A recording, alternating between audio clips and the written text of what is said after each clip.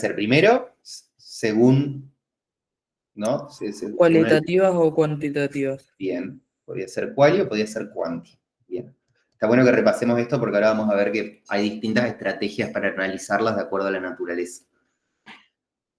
Y después, eso era, ¿no? El tipo de variable, si era quali, si era quanti. Pero después había otra cuestión que tenía que ver con las escalas de medición. ¿Se acuerdan cuáles eran?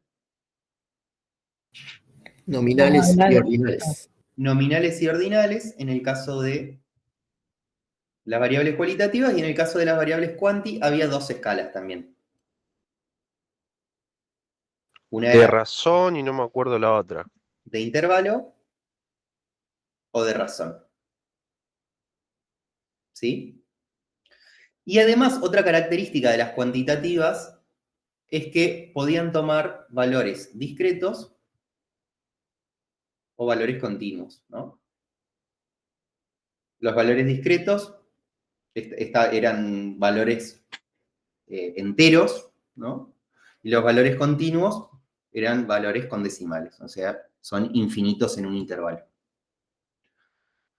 La diferencia entre una variable nominal y una ordinal era que la nominal no tenía un orden asignado de forma natural, entre comillas.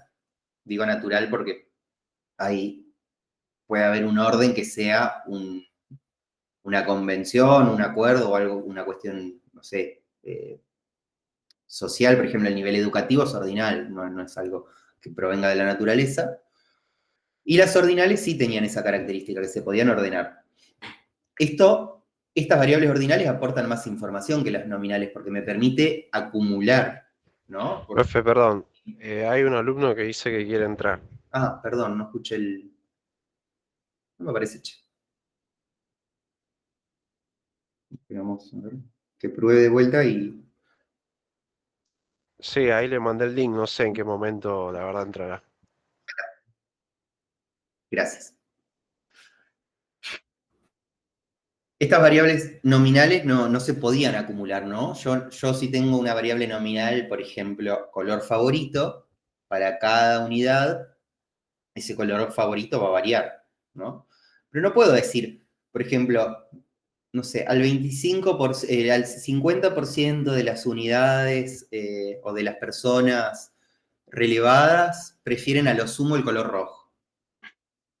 O prefieren como mínimo el color azul.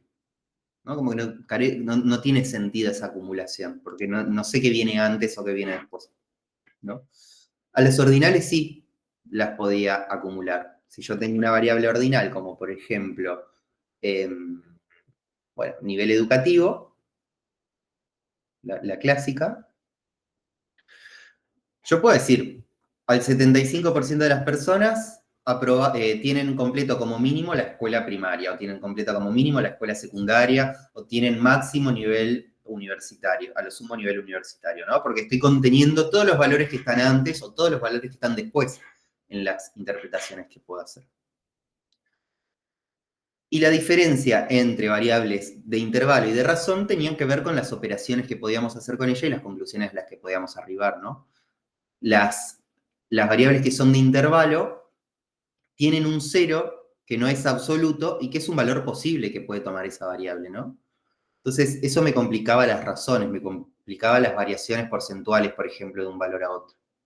Si yo pienso en la temperatura y digo, bueno, hoy hay 0 grados centígrados,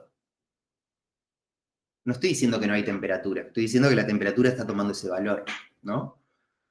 Y en cambio, en las variables de razón, ese cero, que son la mayoría de las variables, o sea, la mayoría de las variables que vamos a ver son de razón, cuando esas variables son de razón, ese cero sí significa algo, y significa que ese atributo no está presente en la unidad que yo estoy analizando, ¿no? Si pienso, por ejemplo, en la variable ingreso, en pesos,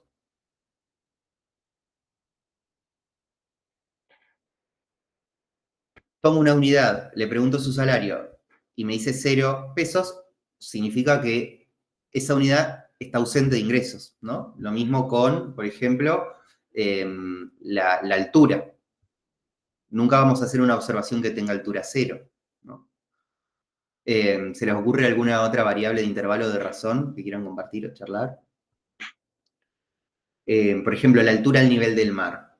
¿Qué les parece? Depende cómo uno lo mida también, ¿no? Cómo uno lo registra. De intervalo. De intervalo. Si yo pongo un punto arbitrario, ¿no? En algún lugar y mido la altura a nivel del mar a partir de ese punto, y va a poder tomar valores negativos, 0 o mayores, y que tome un valor 0 no significaría que el mar tiene alturas, no tiene altura, sino que está en el punto de referencia, ¿no? Muy bien.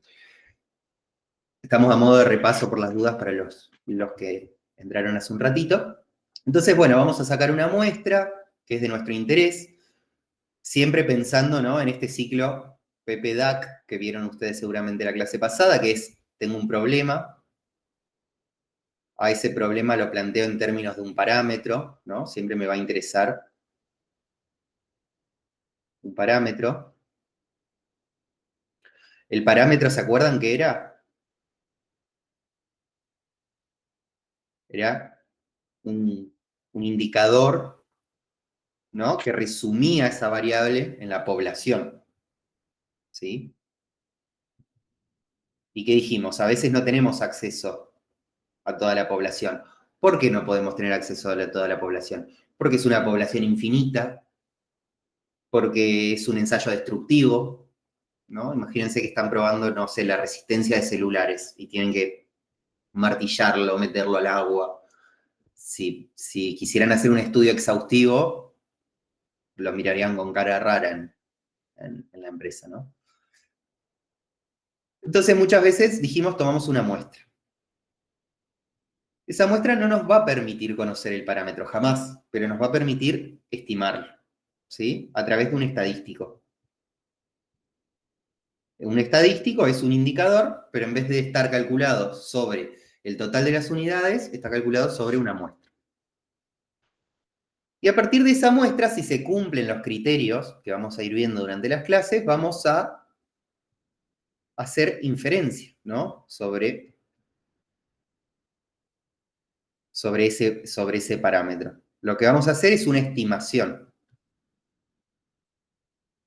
¿Qué diferencia hay? Porque me van a decir, bueno, pero ¿qué diferencia hay si yo lo calculo sobre la muestra? ¿Qué me va a variar de acuerdo a la estimación que yo pueda hacer? Voy a poder agregarle un margen de error. Voy a poder decir, che, el parámetro podría estar entre tanto y tanto, ¿no? Y eso ya parece una pavada, pero ya es un montón. Entonces, después de ver herramientas de estadística descriptiva, vamos a ver herramientas de probabilidad que nos van a ayudar a hacer esa estimación y a entender cuáles son los mecanismos, porque no los vamos a hacer a las estimaciones tanto a mano, pero sí es importante o está bueno que podamos ver que las muestras que nosotros tomemos se van a comportar de cierta forma o con cierta regularidad. Eso nos permite modelar la probabilidad de las muestras que tomemos y eso nos permite acercarnos a ese parámetro poblacional. Entonces, después de ver probabilidad, vamos a ver distribuciones de probabilidad, que son algunas leyes de comportamiento conocidas y usadas, y después de eso vamos a ver inferencia, ya cerrando el curso, y vamos a ver inferencia, vamos a ver estimación puntual, que no tiene, que vamos a, en realidad vamos a revisar las propiedades de los estimadores, vamos a ver estimación por intervalos, para entender qué son esas salidas de los softwares, cuando nos ponen intervalos, o para qué sirve el error estándar y todos esos datos que nos arrojan los algoritmos. Y si llegamos, y ojalá lleguemos, vamos a ver algunas nociones de prueba de hipótesis, ¿sí? ¿Por qué digo si llegamos y ojalá que lleguemos? Porque seguramente ustedes miran mucho y van a mirar mucho un famoso valor P, ¿no? Entonces, la idea de que discutamos un poco estas pruebas de hipótesis es que podamos conocer de dónde sale ese valor P, qué significa ese valor P, para qué lo podemos usar, cuándo podemos confiar en él, ¿no? Entonces, bueno, nos parece que es una herramienta que está buena que la podamos discutir acá. Bien, habiendo hecho un repaso general, vamos a la unidad 2. No sé si hay algún comentario, alguna inquietud. Si quieren renovar el mate en algún momento, me avisan y pausamos.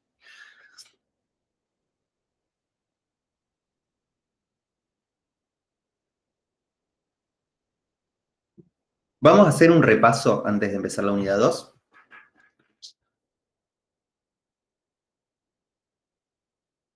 Tenemos 5 situaciones. No, está mal enumerado. 4 situaciones. Charlemos un poco sobre la población de cada una. En realidad, hagamos todo el caminito completo, ¿no? ¿Cuál es el objetivo que podemos llegar a identificar? ¿Cuál es la población bajo análisis? ¿Cuál es la variable de interés? ¿Cuál es el parámetro de interés? ¿Sí? Y si se trata de un estudio muestral u observacional, muestral o exhaustivo, ¿no? Vamos con la situación 1. Dice, en el último control se observó que el 98% de las piezas resultaron buenas. ¿Qué les parece que, bueno, el objetivo está bastante, el objetivo podría ser acá, evaluar el porcentaje de piezas buenas, hacer un estudio de calidad. De eso hablaron un poco de la diferencia entre lo que es el planteo de un problema en términos estadísticos y lo que es el planteo de un problema en términos de negocio, ¿no? Eso es algo que también vamos a charlar mucho, lo que son las interpretaciones en contexto. Si yo tengo el objetivo de hacer un estudio de calidad, voy a tener que definir lo que es la calidad, cómo la voy a observar, cuáles son los parámetros que tienen que cumplirse para determinar que algo tiene calidad o no, o si respeta una norma de calidad o no, ¿no? Y cuando hagamos ese planteo estadístico, vamos a hablar de parámetro, vamos a hablar de muestra, vamos a hablar de estimación, vamos a hablar de confianza, vamos a hablar de varianza. Pero las personas a las que les vamos a hablar de eso en general no van a entender mucho del tema. Y nos van a decir, ¿se cumple la norma? ¿No se cumple? ¿Puedo exportar el producto? ¿No lo puedo exportar? ¿Puedo sacarlo al mercado? ¿No lo puedo sacar al mercado? Decime vos, les van a decir, ¿no? Entonces, ahí viene lo que es la interpretación en términos del problema. Entonces, en la situación 1, supongamos que se quería hacer un estudio de calidad. ¿Cuál consideran que es la población bajo análisis en ese estudio de calidad? Las piezas. Bien, todas las piezas, ¿no? Cuando uno piensa en las piezas, podría pensar, y acá vamos a la idea de población infinita, podemos pensar en las piezas que ya se produjeron, las que se están produciendo y las que se van a producir en el futuro, ¿no? Para eso después vamos a ver cuando veamos series de tiempo que vamos a charlar un poquito sobre eso, muy por arriba. Vamos a ver que si el proceso es estable, ¿qué significa que el proceso sea estable? Que no haya nada ajeno al proceso productivo que modifique esas condiciones de producción. Si ese proceso es estable y siempre se produce de la misma manera, bueno, la información del pasado me tendría que dar información sobre lo que va a pasar en el futuro también, ¿no? Entonces, podría pensar en todas las piezas, las que se produjeron y las que se van a producir. ¿Cuál les parece que es la variable acá? Digo, acá podría ser una variable más compleja, por ejemplo, la resistencia en megapascales, pero acá dice resultaron buenas, y si no resultaban buenas, ¿qué podían resultar? Malas. Malas, ¿no? Entonces la variable podría ser si la pieza es buena o no. ¿Y qué tipo de variable es? ¿Nominal puede ser? No. Cualitativa, nominal, muy bien. Muy bien. ¿Cuál es el parámetro de interés en esta situación? El porcentaje de piezas que son buenas. El porcentaje de piezas buenas. Muy bien. Y no nos indica, la verdad que no nos indica que si es un estudio muestral o exhaustivo, pero pensando en un estudio de calidad de piezas, uno sospecharía que es un estudio muestral, ¿no? Muy bien. Vamos a la situación 4, a esta. Perdón, una Sí, preguntita. Entonces, ahí está anotado que dice, o sea, la pregunta fue parámetro y la respuesta es la parte del porcentaje. sí, así es. El parámetro siempre va a ser un indicador, Listo. uno solo, un número. Cuando nosotros cuando hagamos referencias a las variables, vamos a entender que la variable siempre va a ser un vector, ¿no? Porque va a variar de unidad en unidad. Pero el parámetro es un valor solo, que puede ser un porcentaje, puede ser un promedio, puede ser alguna medida de variabilidad. Ahora, la idea en esta clase es que revisemos los parámetros más comunes, pero en general van a ser alguno de esos tres. Puede ser, por ejemplo, el parámetro. No, estaba pensando en un parámetro más cualitativo como la moda, quizás en alguna variable cualitativa, pero en general la moda en realidad es el valor con mayor frecuencia, ahora lo vemos.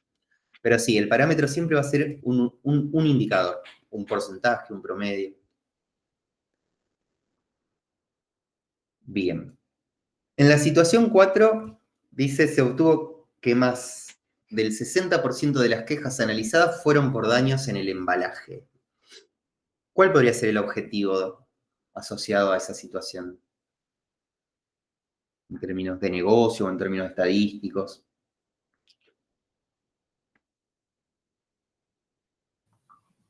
Si alguien ya me quiere decir población y variable también, ¿qué paso? Entiendo que quieren saber el motivo de las quejas. Puede ser, sí. Ajá, La población serían todas las quejas que se realizaron muy bien. o que se registraron. Ujú. ¿Y qué más preguntaste, Nico? Perdón. La variable, el parámetro.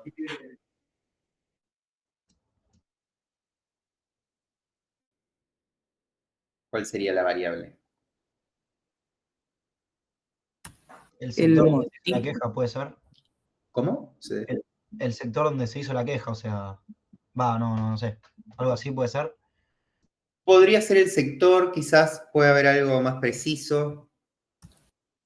Yo creo que el motivo de las quejas. Ahí va, ¿no? Como que podría ser el motivo. No está mal porque uno podría pensar en el sector, porque bueno, el embalaje justo corresponde a tal sector, pero bueno, como acá Yo nos habla.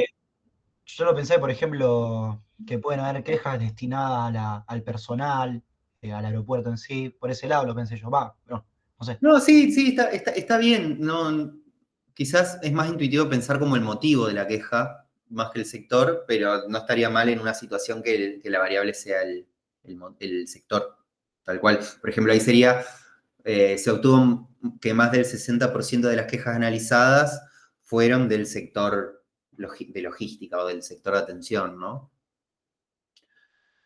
¿Y el parámetro cuál les parece que es? Acá también es. Perdón, motivo de queja. ¿Qué tipo de variable les parece que es?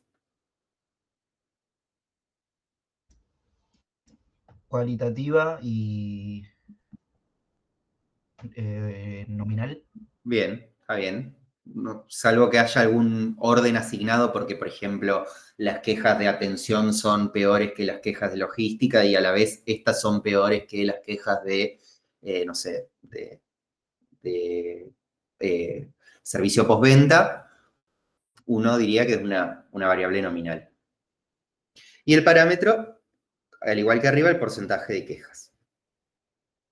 Y charlemos esta, no la anoto tanto para no perder tanto tiempo, pero charlemos de esta. ¿Cuál les parece que es la población de la situación 5 que dice que en los registros se obtuvo que la venta promedio mensual de acero fue de 11.000 kilos?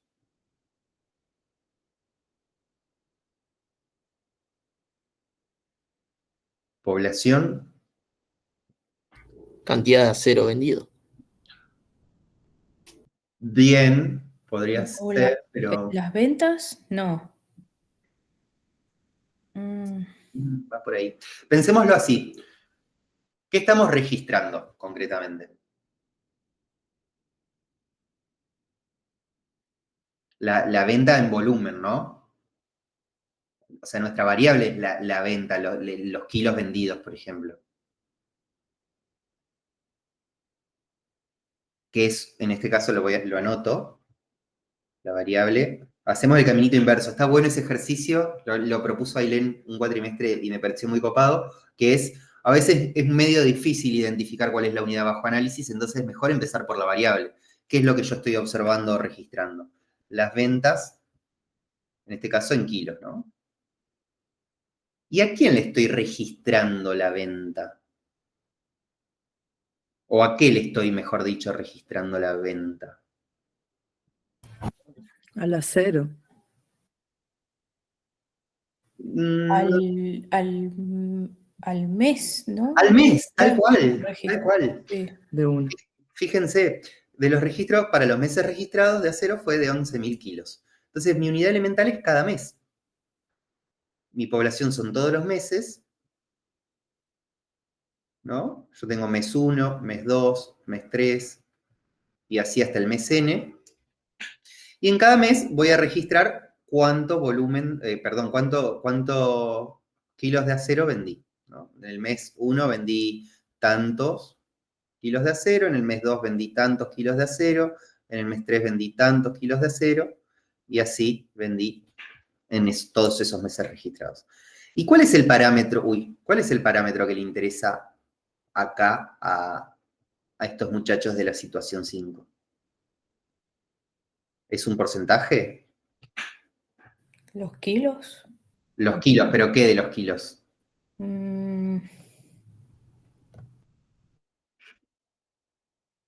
Promedio. ¿No sería el promedio mensual? Exacto. Acá ya no es el porcentaje el parámetro de interés, sino que es el promedio de ventas, ¿no? Muy bien. Entonces, a cada mes yo registro las ventas en kilos y después obtengo la venta promedio mensual, ¿no? Muy bien. Entonces, vayamos, ¿por qué está bueno este ejercicio? Porque vamos a ir metiéndonos en la estadística descriptiva y qué es lo que queremos lograr con la estadística descriptiva. Primero, poder estudiar la distribución de esos datos. Cómo se distribuye esa variable en nuestra muestra o en nuestra población, de acuerdo con los datos a los que estemos trabajando. ¿Por qué nos interesa la distribución de una variable? ¿Sí? Porque nos permite encontrar valores raros, ¿sí? Porque nos permite estudiar si esa variable tiene propiedades lindas para hacer inferencia, porque nos interesa saber si tiene algún comportamiento con una regularidad tan fuerte que es capaz de ser modelada, ¿no? con alguna función, porque nos interesa estudiar si hay diferencias entre grupos, porque nos interesa pronosticar el valor futuro que puede llegar a tomar una unidad con cierta probabilidad, ¿no? Entonces, esa parte la vamos a hacer con estadística descriptiva. Nuestros tres grandes aliados en este caso van a ser las tablas de frecuencia, ¿sí? Los gráficos, ¿sí? Y los indicadores. Las tablas de frecuencia van a ver que después les vamos a empezar a decir variables aleatorias, sobre todo en el caso discreto. Los gráficos lo que hace la tabla de frecuencia es resumir esos conjuntos de datos en una tabla un poco más chica que aporta información mucho más rápida y permite observar la variabilidad de esos datos, ¿no? El gráfico es un instrumento mucho más visual, mucho más lindo para poder encontrar, para poder explorar la información que buscamos. Los gráficos que vamos a ver acá están como muy vinculados a nuestra disciplina. el boxplot, por ejemplo, y lo entendemos nosotros, es como un chiste interno, pero no le presentaríamos un boxplot quizás en una reunión de seguimiento, ¿no? Quizás el arte, es un arte hacer gráficos. Yo la verdad que soy muy malo con el storytelling y las nuevas disciplinas de la estadística, pero nosotros en la materia lo vamos a poder usar para identificar casos atípicos, para estudiar tendencias, ¿sí? Así que lo importante es que lo podamos entender nosotros para ver si podemos avanzar o no y para tomar o para sugerir decisiones, ¿no?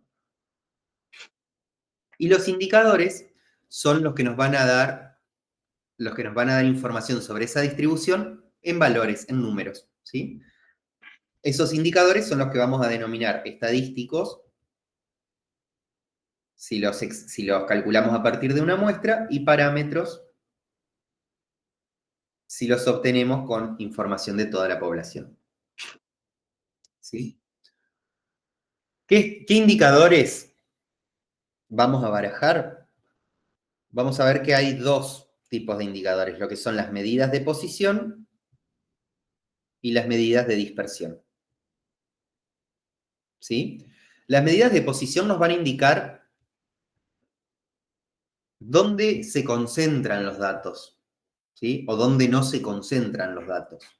Nos van a decir qué tan rápido se acumula la variable alrededor de las unidades. Nos van a indicar por ejemplo, cuál es el valor que divide al conjunto de datos en dos partes. Nos van a indicar dónde está la mayoría de los datos concentrados, ¿no? Le vamos a empezar a decir promedio a eso. Y la dispersión nos va a indicar qué tanto se alejan los otros datos de esas medidas de posición. Y eso nos da el panorama completo, porque así podemos, con las medidas de posición, vamos a ver dónde están concentrados los datos, ¿sí? Por ejemplo, este podría ser un promedio y este podría ser otro promedio. Y las medidas de dispersión nos van a indicar si esos datos están más agrupados, ¿sí? O si están más dispersos. ¿Sí? Perdón por los mamarrachos de dibujo, pero es como para que tengamos una idea de qué es lo que vamos a observar. Con los gráficos vamos a poder evaluarlo visualmente, pero con las medidas de posición y dispersión vamos a poder asignarles un valor a esas distribuciones. Y esos valores son los que después nos ayudan a modelar el fenómeno, ¿no? Las medidas de dispersión a veces uno las pasa por alto, pero son en definitiva las que nos garantizan que una estimación sea buena, por ejemplo, entre otros componentes, ¿no? Bien. Cuando hacemos análisis sobre una sola variable, ¿sí? Por ejemplo, la variable podría ser, volvamos al nivel educativo. Cuando hacemos el análisis sobre una sola variable, se dice que ese análisis es univariado. ¿Sí? Una sola variable. Puedo obtener medidas de posición, puedo obtener medidas de dispersión. ¿Sí? Pero tengo análisis más complejos. Por ejemplo, podría tener dos variables. El nivel educativo y, por ejemplo, el nivel educativo de los padres.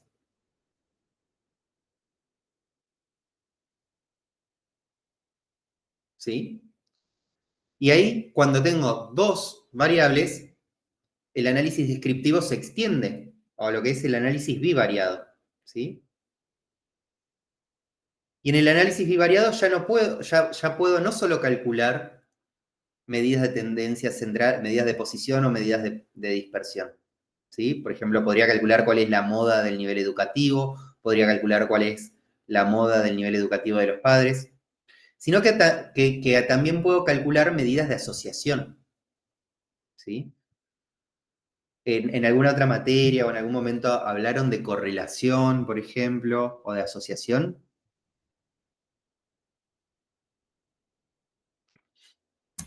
En intro a la IA, creo que hablamos de correlación.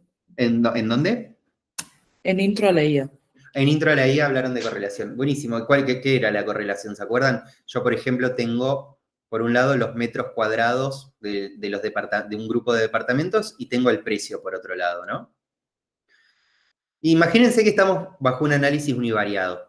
Yo podría tener solo el precio de los departamentos. Estudio la distribución del precio de los departamentos. Veo que el promedio de precio de departamento es 400.000 pesos, que la variabilidad es de tanto, ¿no? Ahora, yo le puedo agregar información a este análisis y ver cómo los metros cuadrados inciden, o se asocian, mejor dicho, porque correlación no es causalidad, inciden en los precios de los departamentos, ¿no? Y ahí yo tendría, mi promedio del precio seguiría siendo igual. Este era mi promedio del precio, ¿no? Pero ahora le agregué información de otra variable y puedo notar que el precio de los departamentos tiende a subir cuando los precios de los metros cuadrados tienden a subir, cosa que en un análisis univariado esa información no la tenía, ¿no? Cuando uso dos variables, nosotros vamos a ver algunos casos de estudios bivariados cuando estudiemos probabilidad y lo vamos a resolver con tablas de contingencia. Pero después, por ejemplo, en ciencia de datos van a elaborar con correlación y con algunas otras medidas de asociación. Y el otro análisis es el análisis multivariado, ¿sí? Este tipo de análisis es muy lindo, me gusta mucho. No lo llegamos a ver, pero lo van a ver en otras materias. El ejemplo más común de análisis multivariado es, por ejemplo, si yo quiero pronosticar el precio de un departamento en función de,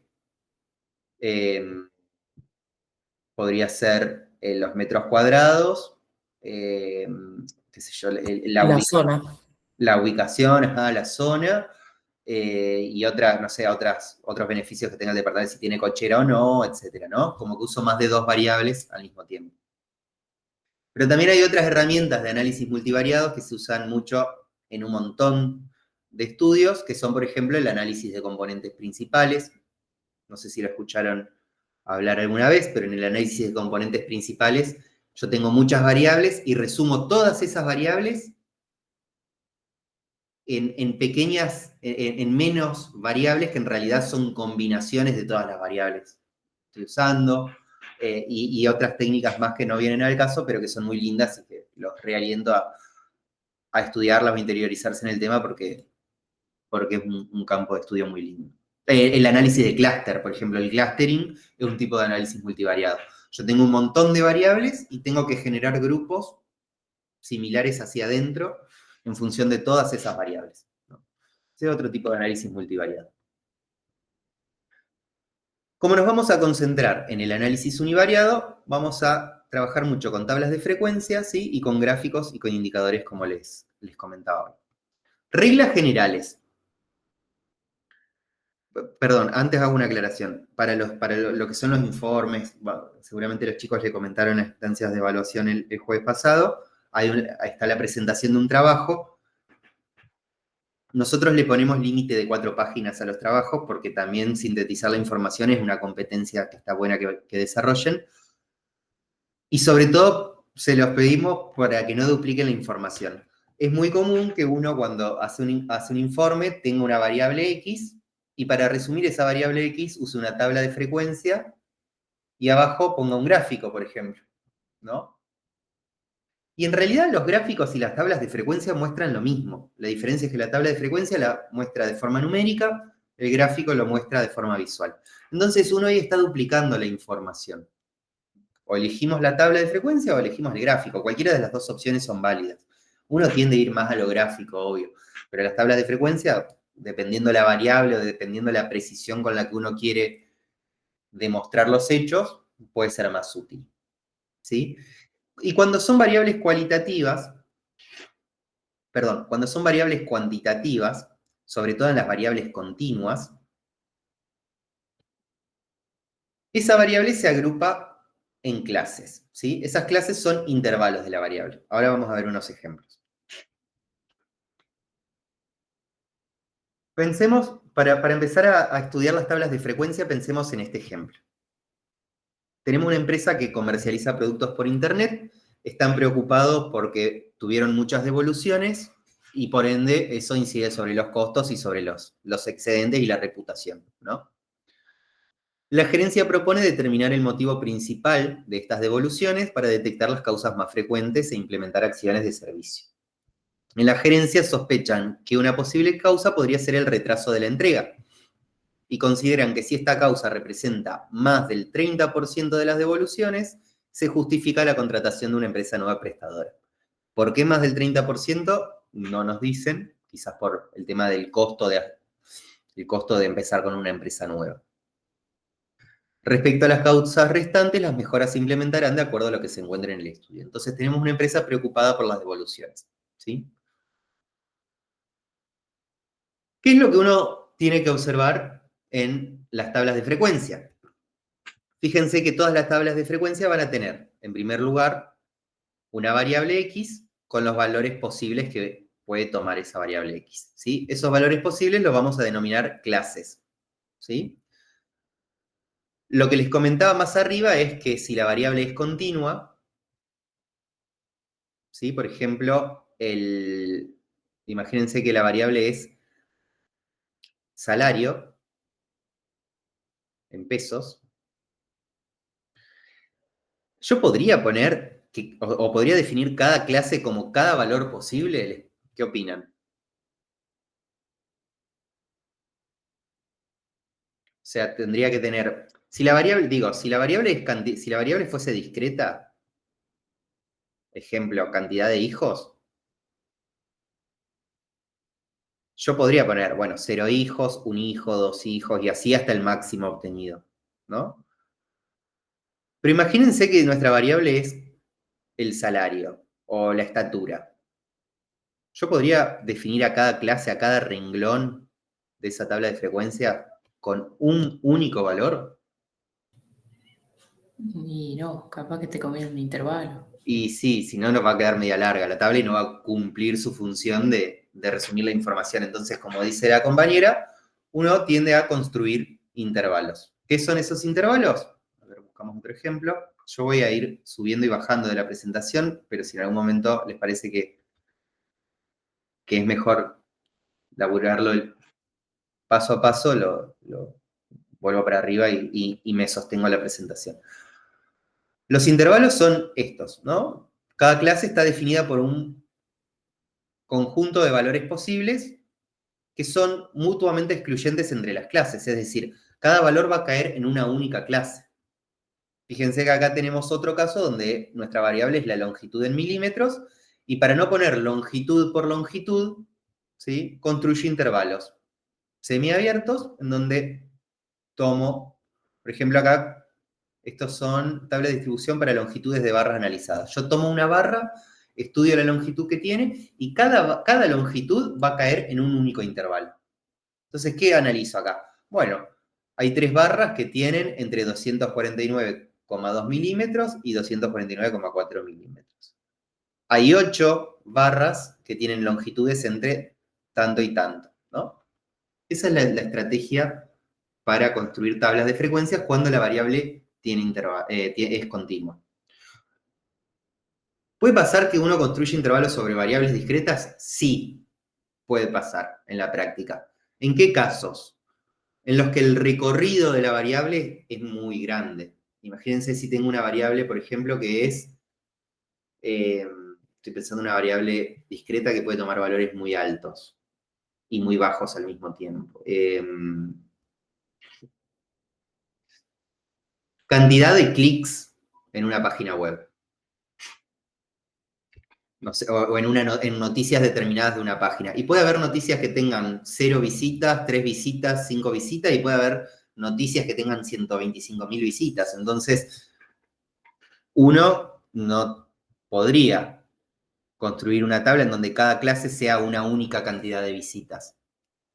Porque la particularidad de la tabla de frecuencia es que si yo, por ejemplo, tengo X cantidad de visitas,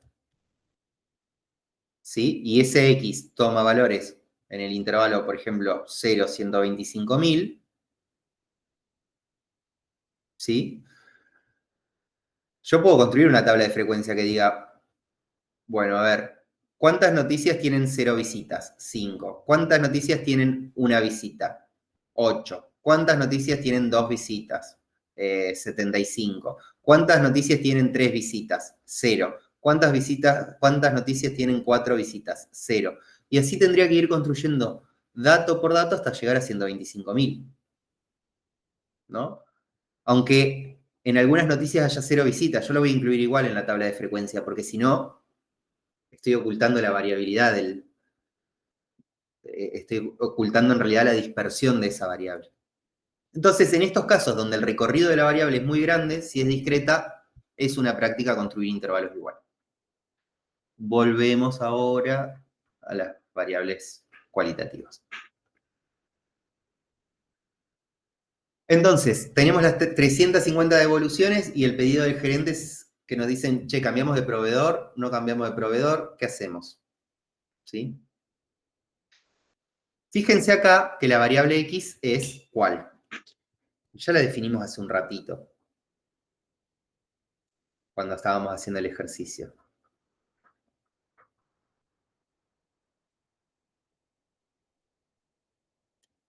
¿Quieren que empecemos por la unidad de análisis? ¿Cuál es la unidad de análisis en este ejercicio? ¿No es el motivo de devolución? Claro, la variable sería el motivo de devolución. Upa.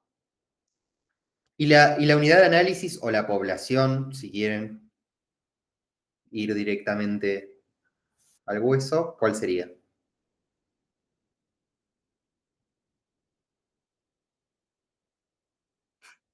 La cantidad de devoluciones. Todas las devoluciones, ¿no? La población serían todas las devoluciones. ¿Alguien pensó que la población podría ser todos los clientes? ¿O todos los clientes que hicieron devoluciones? La unidad de análisis sería cada devolución. No creo que los clientes sería válida porque tranquilamente un mismo cliente puede hacer más de una devolución. Tal cual. Y también tenés en ese caso los clientes que no hagan devoluciones y los clientes totales. Tal Pero cual. no era el foco de este análisis. Exacto. Nosotros lo que estamos estudiando son las devoluciones como tal y sus motivos. Muy bien. Nuestra variable es el motivo de la devolución. Sabemos que es cualitativa, sabemos que es nominal. Y hagamos algunas interpretaciones ahora. Nosotros vamos a observar que para cada valor posible de la variable, en este caso los valores posibles son el error en la facturación, el pedido equivocado, etc. ¿Sí? Son 7 valores que puede tomar esta variable. Para cada una, la tabla de frecuencia nos va a indicar cuántas veces se repite ese valor en nuestro conjunto de datos o en realidad en nuestras unidades analizadas. En este caso, podríamos sospechar que se trata de un estudio exhaustivo porque estamos trabajando con 350 devoluciones de productos vendidos por Internet. No dice, bueno, no, mentira. Acá dice, es una muestra. ¿Sí? Entonces, para cada valor posible vamos a ver, en este caso, en esta muestra, cuántas veces se repite ese valor posible, ¿no? Que es el número al que vamos a denotar con n sub i, o lo pueden ver en algunos apuntes como f sub i, también, de frecuencia. Con el objetivo de poder hacer una estimación de qué tan representativo es ese valor de la variable sobre el total de unidades posibles a ser estudiadas, en el caso de la inferencia, o en el caso de la muestra sobre el total de las unidades muestreadas, lo que vamos a usar también es la proporción de devoluciones, ¿no?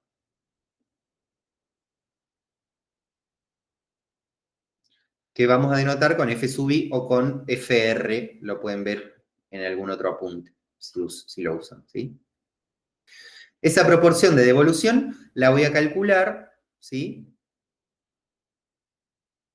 En este caso, en realidad en todos los casos, como, ¿sí? El valor o la cantidad de veces que se repite un determinado valor de esa variable en el total de unidades estudiadas sobre, ¿qué? Sobre la cantidad de casos, ¿no?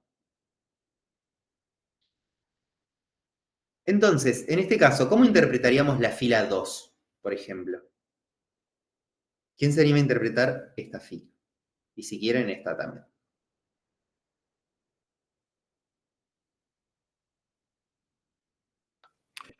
La cantidad, o sea, el porcentaje de las devoluciones que son de ese tipo. Ajá. ¿Cómo lo declararíamos? Un 16%, digamos. Claro. En el 16%, de los casos, si podemos redondar en el casi en el 17% de los casos, las devoluciones fueron por pedido equivocado, ¿no?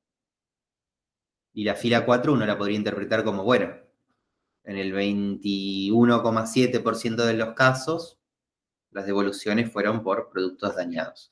¿Y ustedes pondrían las manos en el fuego? O sea, si viene alguien y les dice, ¿vos estás segurísimo que en el 21% de los casos, en el 21% de todas las devoluciones son por productos dañados? No, es la 21% de los casos de la muestra. Bien, muy bien. En esta muestra concreta ocurre esto, pero uno podría tomar otra muestra y estos valores, estas proporciones van a variar. La idea es que no varíen tanto si es una buena muestra, ¿no? Si toman una segunda muestra y varió mucho, bueno, eso significa que metieron la pata en la primera muestra o metieron la pata en la segunda muestra. O que tuvieron mucha mala suerte, que es lo menos probable, y después cuando veamos distribuciones vamos a ver por qué es lo menos probable, o tuvieron muy mala suerte en los casos aleatorios que les tocó.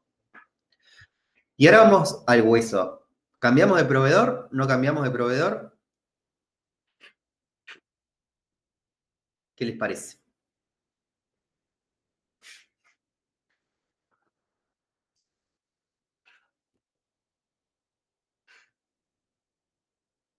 ¿Se acuerdan la condición? Tiene que superar el 30% o algo así. El retraso en la entrega tenía que ser mayor del 30%, ¿era, no? Así es. Entonces sí, cambiamos. Cambiamos. O sea, miren que sale muy, muy caro cambiar de proveedor porque hay que hacer contratos, hay un periodo de adaptación y de aprendizaje, de laburar con otra empresa. ¿Están segurísimos que tenemos que cambiar de proveedor? Puede No haber dirías algún margen de error. eso, porque estamos en 32 con la muestra esta. A lo sumo habría que hacer otra muestra y ver si se repite o si se repite el 32% o si tenemos algo distinto. ¿Puede ser? Exacto. Es decir, preliminarmente o a priori podríamos decir que sí hay que cambiar de proveedor, pero habría que hacer una cosita más para estar seguros. Y esa cosita adicional, ¿no? Es la inferencia. Esa inferencia, ¿se acuerdan que yo les dije, vamos a ver una estimación por intervalos? Esa inferencia nos va a decir, bueno, en realidad los retrasos de entrega, las devoluciones por retraso en la entrega son entre el 31 y el 33%, por ejemplo. Y bueno, y ahí sí estaríamos seguros, porque es más de 30 seguro. Pero si, por ejemplo, haciendo esta estimación, el resultado nos da que los retrasos en la entrega están entre el 29 y el 31%, y ahí estamos medio en el limbo, digamos. ¿Qué puede pasar? Pero es como dicen ustedes. Habría que cambiar de empresa, pero es una conclusión preliminar. Antes tendríamos que asegurarnos con alguna otra técnica, en este caso una estimación por intervalos, inferencia. Hay que hacer inferencia, ¿no?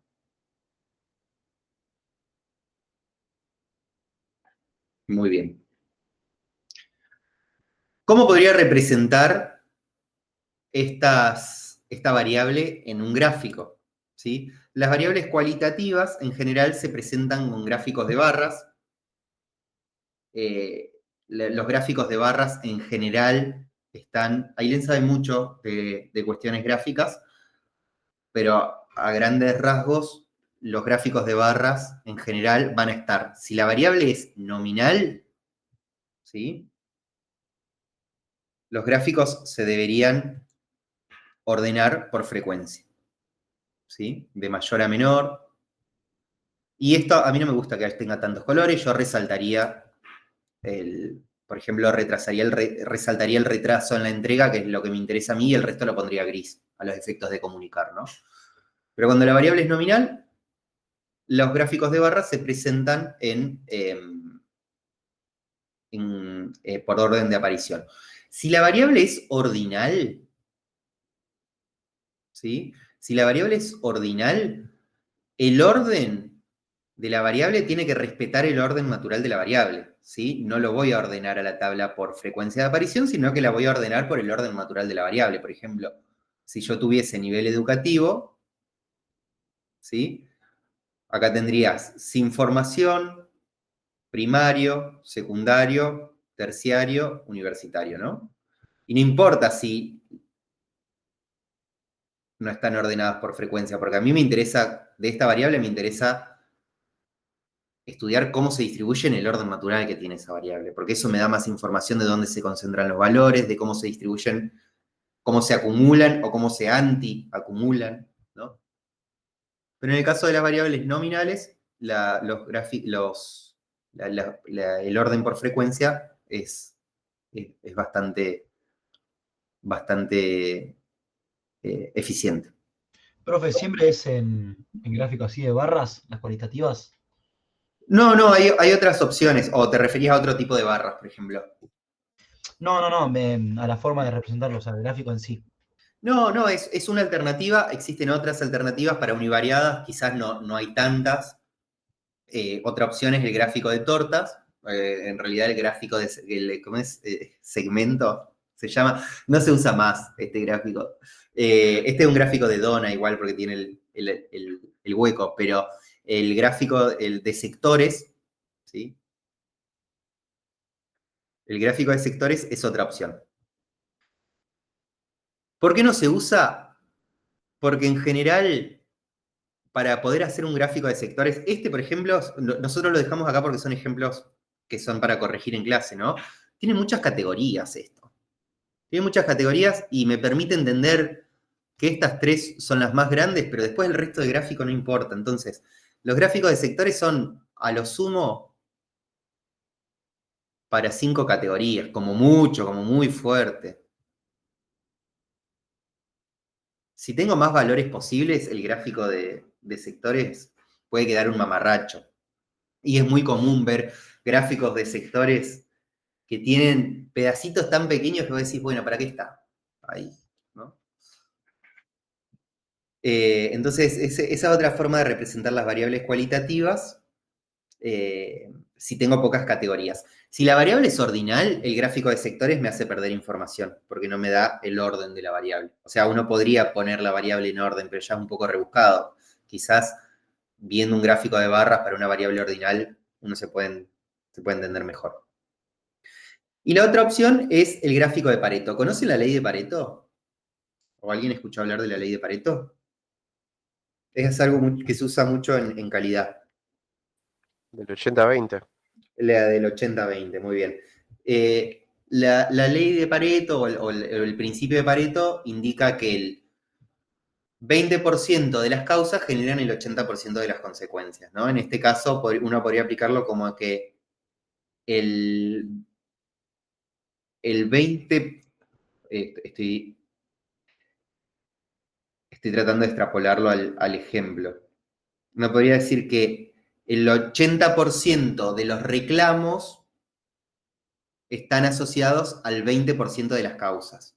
¿Se entiende la idea? Como que haciendo pequeños ajustes uno puede generar grandes efectos. Es un poco la idea del principio de Pareto.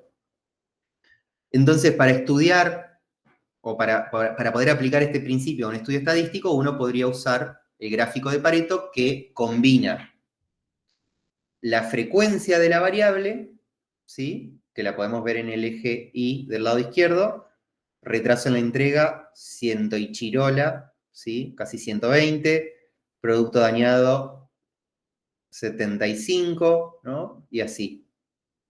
Pero en el gráfico, en el eje Y a la derecha, se agrega el porcentaje que van acumulando esos motivos, ¿sí?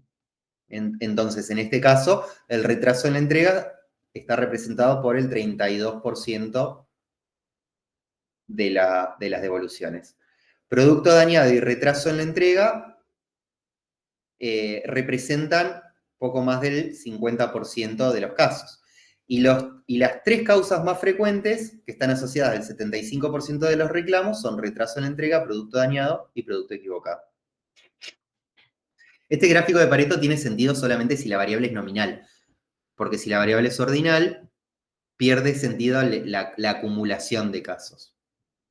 O sea, no tiene sentido. Cuando la variable es ordinal, uno acumula naturalmente. Pero cuando la variable es nominal, uno puede ordenarla de acuerdo al principio de Pareto, viendo cuáles son las más frecuentes, ¿sí? Y estudiando la proporción acumulada en las distintas categorías. Esas son 3 estrategias para poder representar variables nominales. ¿Alguna duda, alguna inquietud hasta acá? ¿No? Bueno. Me estoy quedando sin mapa. ¿Qué pasa con las variables discretas? Las variables discretas van a tener un tratamiento muy similar a las variables cualitativas, pero más parecido a las variables cualitativas ordinales, porque acá aparecen 2 columnas nuevas, fíjense que son cantidad acumulada y proporción acumulada.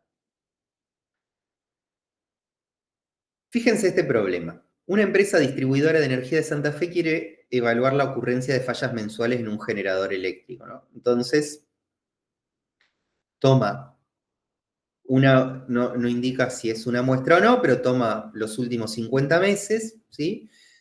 Y registra la cantidad de fallas en ese sistema.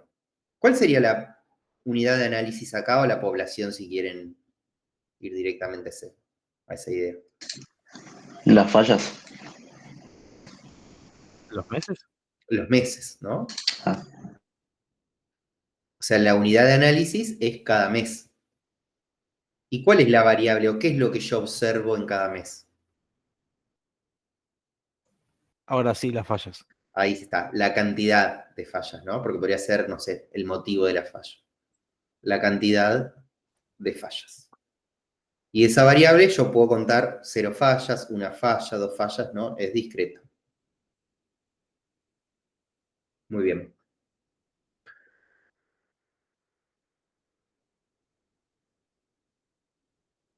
Entonces, yo puedo tomar 50 meses y resumirlos en una tabla de frecuencia donde ahora va a aparecer la variable X, que en este caso es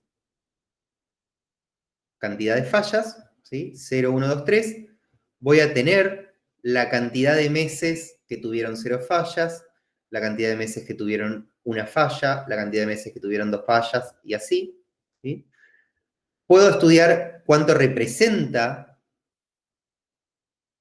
ese valor de la variable en mi conjunto de datos a través de la frecuencia relativa, ¿no? ¿Se acuerdan que yo le dije que el principio de que una tabla de frecuencia era como una variable aleatoria? Ya vamos a ver ese concepto. Pero fíjense que si esto fuese aleatorio, lo mismo para esto. Si esto fuese aleatorio y es un tamaño de muestra suficientemente grande, esto en definitiva es una aproximación a la probabilidad de a qué se va a deber la próxima devolución. Esto se acerca a la probabilidad de cuántas fallas va a tener el mes que viene de ese generador, ¿no? Son conceptos que vamos a ir trabajando durante clase, pero está bueno que los vayamos hablando desde ahí. Y acá se agregan 2 columnas nuevas que son la cantidad acumulada de meses que tuvieron cierta cantidad de falla o menos, ¿sí? Y aparece la proporción acumulada de meses, que es el porcentaje de meses que tuvo una determinada cantidad de fallas o menos, ¿sí? Entonces, ¿cómo interpretaríamos, por ejemplo, la fila 3? Esta fila que está acá. La clase 3. Pero interpretémosla en todas las columnas, ¿no? ¿Quién se anima? Que en 7 meses hubo 2 fallas, ¿puede ser? Exacto, que 7 meses de los 50 hubo 2 fallas. ¿Qué más? ¿Cuánto representa esos 7 meses en En la proporción total, ¿no? De meses, puede Sí, ser. exacto, pero ¿cómo lo interpretémoslo? Y el 14% de los 7 Bien. meses representa 14,50. Exacto, entonces en el 14% de los meses hubo 2 fallas, ¿no? ¿Qué más?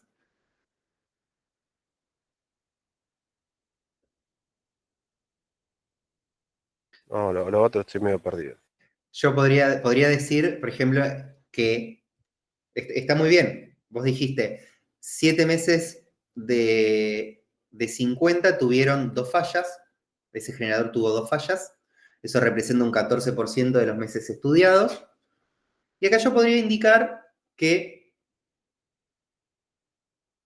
47 meses tuvieron a lo sumo 2 fallas. ¿Qué significa a lo sumo 2 fallas? Que tuvieron 2 fallas o menos, ¿no? O en términos de proporción, podría indicar que el 94% de los meses tuvo a lo sumo 2 fallas. Y esas son 2 palabras que vamos a usar mucho en la materia. A lo sumo, como mínimo, ¿no? ¿Sí? Vamos a poner cotas. ¿Cómo interpretarían la fila 4, siguiendo esta lógica? Solo las acumuladas de última.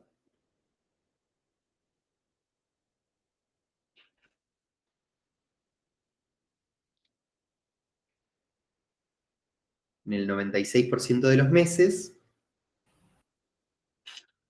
fíjense cómo aparece la unidad de análisis todo el tiempo y por eso la importancia de definirla, ¿no? En el 96% de los meses, Hubo a lo sumo 3 fallas, ¿sería? exacto, así es, muy bien, muy bien. Fíjense que siempre la suma de la columna N sub I, que me cuenta cuántos meses cumplen determinada condición, me va a dar la cantidad de unidades que tengo en mi muestra o en mi conjunto de datos. La proporción siempre va a sumar 1, y la proporción acumulada va a terminar en 1, y la cantidad acumulada va a terminar en la cantidad de datos que tengo, ¿no? Pero es así tal cual lo dijeron. Bien. Ah, y este ejercicio está bueno. Pensémoslo, charlémoslo. Tenemos esta empresa que produce piezas para maquinaria agrícola y esas piezas pasan por 7 etapas distintas, ¿sí? Con el objetivo de mejorar la calidad, se inspeccionan todas las piezas producidas el último mes y se detectan 318 defectos. Especialistas determinaron luego en qué etapa del proceso se produjeron dichos defectos y se construyó la siguiente tabla de frecuencia. ¿Sí? Este enunciado es lindo porque está planteado divertido en el libro porque es para pensar. Fíjense, dice, menciona algún objetivo para el cual los defectos analizados constituyan una muestra. Especifique la unidad elemental, la población y la variable en estudio. Es decir, yo tengo que definir un objetivo en donde los defectos que yo estudio sean, no les quiero dar mucho detalle porque les spoileo la respuesta, pero que los defectos que yo analizo sean mi muestra, ¿sí? En los cuales voy a observar algún atributo, ¿sí? Entonces, pensémoslo un ratito, pero ¿cuál sería la población acá o la unidad de análisis? El total de errores. Claro, la población podría ser el total de defectos, entonces mi unidad de análisis sería cada defecto. ¿Y cuál es la variable?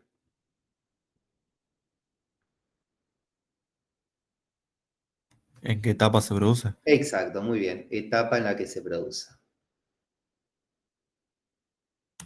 Yo podría pensar como un objetivo encontrar en qué etapa se producen más defectos. Tal cual. Entonces mi objetivo bajo esa línea es conocer la etapa con más defectos. O en realidad que genera más defectos, ¿no? Pero lo anoto así por tiempo. Entonces, ¿qué es esta tabla en resumen? Yo voy identificando defectos y les voy asignando el área en el que se produjo. ¿Quién se anima a interpretar, por ejemplo?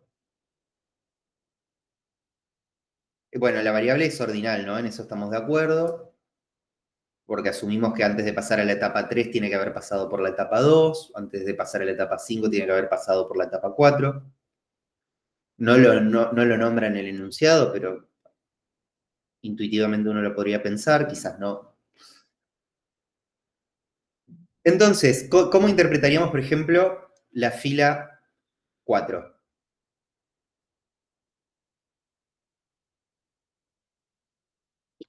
Que en la etapa 4 hubieron 26 efectos y que constituye el 0,8% del total de los defectos.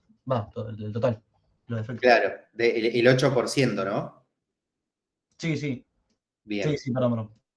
Bien, entonces, como dijo el compañero, del total de defectos, el 8% se producen en la etapa 4. Y yo podría, en este caso, como la variable es ordinal, si no fuese ordinal no podría hacer esto, pero yo podría estudiar la frecuencia acumulada, ¿no? Entonces, a la frecuencia acumulada de defectos en la etapa 1 es 0,23. Voy a redondear para evitar los decimales, ¿no? La frecuencia acumulada en la etapa 2, ¿cuál sería acá? ¿Qué les parece? 58. 0,48. 58, ¿no? Y en la etapa 48, ¿no? 48. 48, perdón, ahí está. ¿Y en la etapa 3?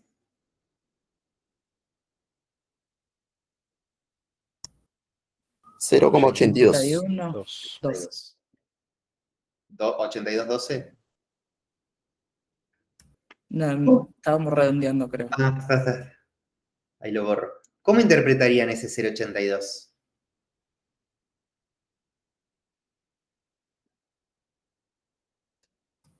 Como que el 82% de los defectos sucedieron antes de la etapa, o en la etapa 3 o antes.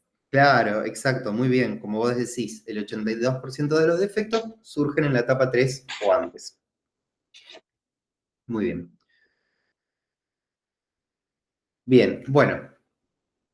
Esto ya medio, ¿qué les parece? Fíjense, estudiando este gráfico, es lo que les comentaba de los gráficos de barra antes, ¿no? Fíjense que no está ordenado por frecuencia, sino que está ordenado por etapa, porque es una variable ordinal, entonces nos interesa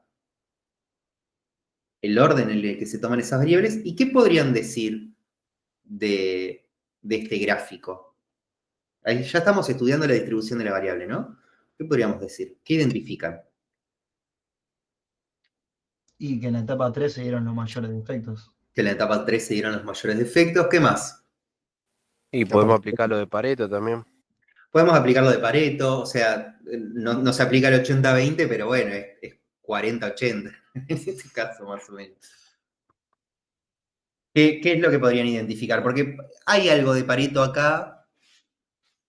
Y también que a partir de la cuarta etapa bajan todos los defectos. Como que hay una diferencia muy notable, ¿no? Entre las primeras 3 etapas y el resto de las etapas en relación a la cantidad de defectos. Las más conflictivas son las primeras 3, son las que más le tenemos que prestar atención, ¿no? Muy bien. Sí, medio que los defectos están súper concentrados en esas 3. Son súper concentrados en esas 3, tal cual. El 82% de los defectos se concentran en esas 3 etapas. Muy bien. Otra alternativa para lo que son las variables discretas son los gráficos de bastones. Los gráficos de bastones son gráficos que están medios olvidados, pero que revivieron con los famosos lollipop, que son estos gráficos donde fíjense que yo no tengo 0,5 fallas, entonces no puedo definir un gráfico, no puedo armar un gráfico que tenga una representación visual sobre 0,5. Por ejemplo, un gráfico de líneas, ¿no? Si yo tengo acá el número de fallas y tengo 0, ay, me quedó feo esto.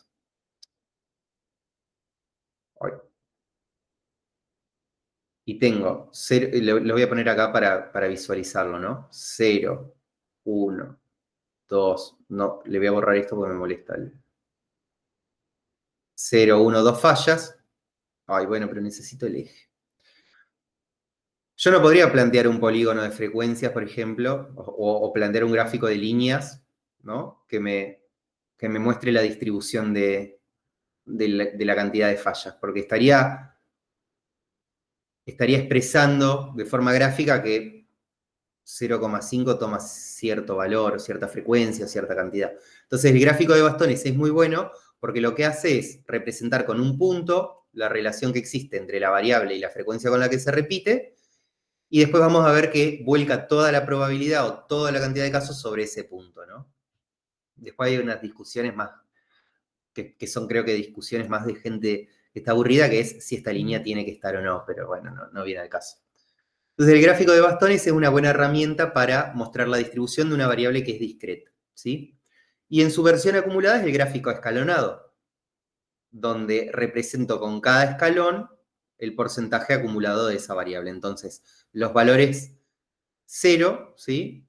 Cuando la variable toma valor 0 en el casi 50% de los casos, y se mantiene así hasta el valor 1, ¿sí? El valor 1 o menos asume un poco más del 75% de los casos, y se mantiene así hasta el valor 2 de esa variable, en donde casi el 80%, el 82% de las fallas, perdón, ¿sí? No, esto es número de fallas, es otro conjunto de datos.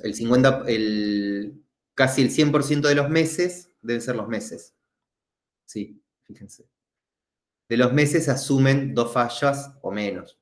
¿Sí? Es una forma de representar de forma acumulada una variable discreta con escalones.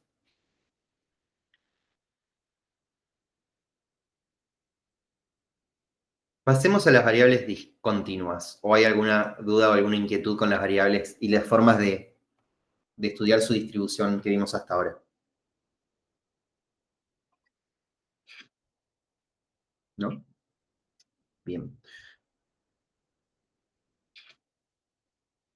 Bueno, entonces, nosotros siempre decimos que nos sponsorea una fábrica de barras de acero porque van a ver que en el libro aparecen muchos ejemplos de esa barra y siempre tiene problemas de calidad o de producción, etc. ¿Sí? Esta metalúrgica de Santa Fe fabrica diferentes tipos de barras. Una empresa, un cliente requiere que esos tipos de barras se encuentren en un intervalo que varía en 0,6 milímetros desde 250 milímetros y están interesados en convertirse en nuestra empresa está interesada en convertirse en proveedor de esta empresa. Y necesitan evaluar si la producción cumple o no los requerimientos impuestos, ¿no? El requerimiento impuesto va a ser puesto por la empresa. Necesito que el 95% de las barras cumplan este criterio, necesito que el 98% de las barras cumplan este criterio, necesito que la mayoría cumpla este criterio, pero ahí la mayoría es media tramposa, ¿no? Entonces, lo que yo podría hacer es planificar un estudio, ¿no? ¿Cómo harían para saber si las barras... está medio resuelto, ¿no? Yo podría definir, bueno, mi objetivo, ¿cuál sería acá? En términos del problema y en términos estadísticos. El término del problema es conocer si se cumplen las exigencias del cliente, ¿no? O del posible cliente. Y en términos estadísticos lo que queremos hacer es, en realidad, conocer la proporción de piezas en el intervalo 250 más menos 0,6 milímetros, ¿no? Entonces, yo acá defino un parámetro. O sea, de este objetivo sale un parámetro. ¿Que cuál es?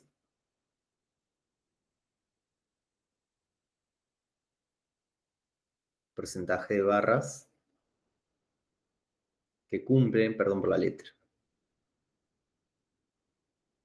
¿no? Tengo una variable, para poder yo obtener este parámetro, necesito observar una característica de algo. ¿Qué es ese algo? ¿Cuál es mi unidad de análisis, mi población?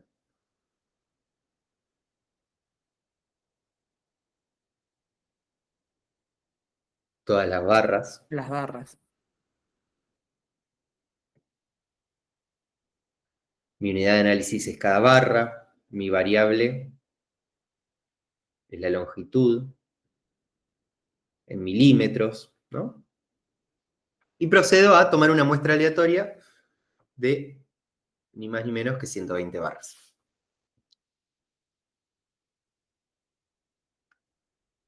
Para poder estudiar, ¿no? Esto, si se cumple este criterio, puedo volcar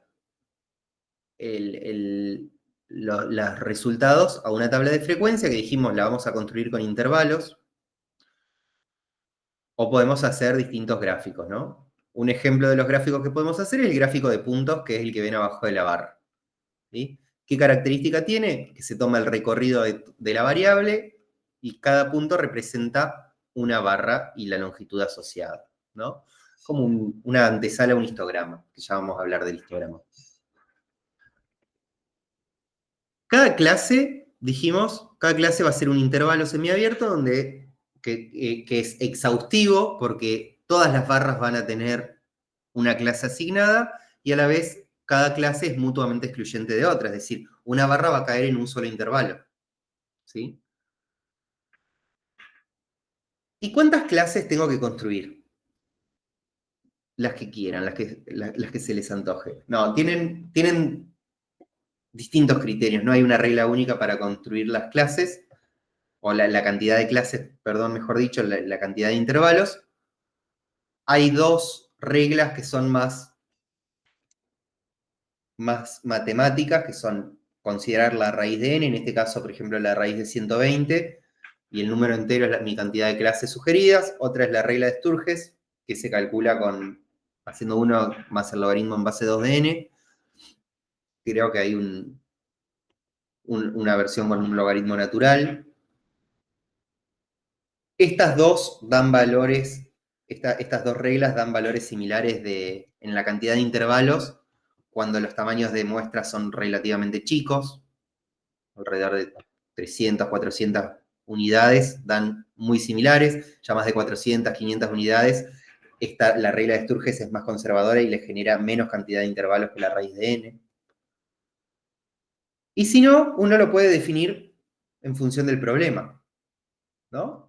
Podemos decir, yo para estudiar la variabilidad de este fenómeno necesito me es suficiente 5 intervalos, me son suficientes 8 intervalos.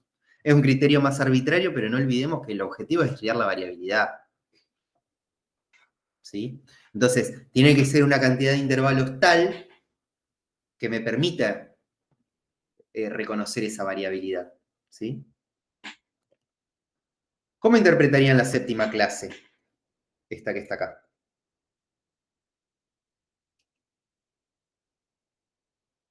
Interpretarla es, bueno, con esos datos hagan afirmaciones.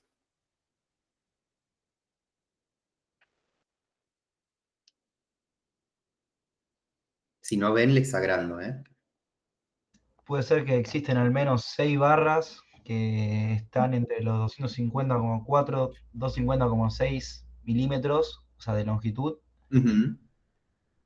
De todas las barras totales constituyen el 5%. Uh-huh. Después, bueno, hasta esa... Se puede decir que hasta ese análisis se han contado 117 barras, ¿o no? Ok. Va por ahí, ahora lo charlamos, pero...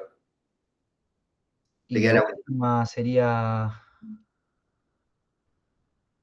O sea, bueno, también la cantidad de barras que se pusieron, o sea, que se investigaron teniendo en cuenta el total. Bien. El 9%, digamos. Claro. Las últimas dos no serían que 117 están al menos, o sea, tienen esa medida o menos. Claro, exacto. Por lo cual el 97.5 total. Sí, Sí, va por ahí. El 6, hoy había dicho el compañero, como mínimo 6 barras. Ojo ahí, porque cuando hablamos de como mínimo, a lo sumo, hacemos referencia a las acumuladas y la cantidad de barras y la proporción de barras hacen referencia al intervalo específico de la Ahí fila. sería como una afirmación entonces. Y después ahí, o sea, a lo sumo entraría en el número acumulado de barras. ¿A lo sumo cómo? Que, o sea, digo, o sea, puedo decir a lo sumo 117 barras tienen esa longitud. ¿Ahí estaría bien o no? Claro, en realidad serían 117 barras, tienen a lo sumo 250,6 milímetros. Claro, sí, sí, sí. El límite superior del intervalo. Cuando estudiamos las acumuladas siempre hacemos referencia a los límites superiores de los intervalos porque contienen los valores anteriores hasta el límite inferior y menos, ¿no? Entonces, está bien la interpretación que hicieron. Hay que tener cuidado, o sea, en realidad ser precisos quizás con el tema de acumular o de definir las clases únicas, ¿no? Entonces, es como vos decías, sin la parte del como mínimo. Yo puedo decir que 6 barras de la muestra tienen longitudes que van de 250,4 a 250,6 milímetros, que eso representa el 5% de las barras totales de la muestra. También podría afirmar que 117 barras del total tienen a lo sumo 250,6 milímetros, ¿no? O que el 97,5% de las barras tienen a lo sumo 250,6 milímetros, ¿no? ¿Y qué les parece? ¿Cumple? ¿Cuál es el porcentaje? Bueno, lo tendríamos que calcular, pero ¿cómo harían para ver si la proporción de barras que cumplen ese requisito?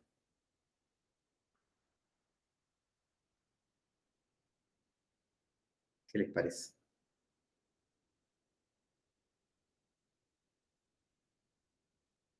Tiene que estar en el intervalo, las barras tienen que estar en el intervalo 250 más o menos 0,6 milímetros. Y restalo del intervalo anterior, ¿no? ¿Cómo? Restalo del intervalo anterior. ¿Cuál sería el intervalo anterior? 900, del 97% le restás 92, que es el de 250,4, 250,2 a 250,4. O sea, Claro, el F6 le restás. claro, ahí yo tendría la proporción de barras que están entre 250,4 milímetros y 250,6. Pero a mí me interesan las que están en 250 más menos 0,6, ¿no? Entre 249,4. Yo tomaría las de 249,4 como margen de error y la de 250,6 hasta 250,6. Claro, me interesan estas, ¿no? Ese intervalo, claro. Bien. Entonces podría sumar las proporciones acumuladas, podría tomar el 0,97 y restarle el 0,025, ¿no? El primer intervalo. Podría abordar cualquiera de esas estrategias. Después lo hacemos en R igual, ¿eh? Pero es para que estudiemos las tablas de frecuencia. Y nuestro mejor amigo, que en realidad nuestro mejor amigo va a ser el boxplot, pero nuestro otro mejor amigo va a ser el histograma, ¿sí? Lo que hace es representar estos intervalos en un gráfico, ¿sí? Fíjense que acá cada bloque representa un intervalo concreto.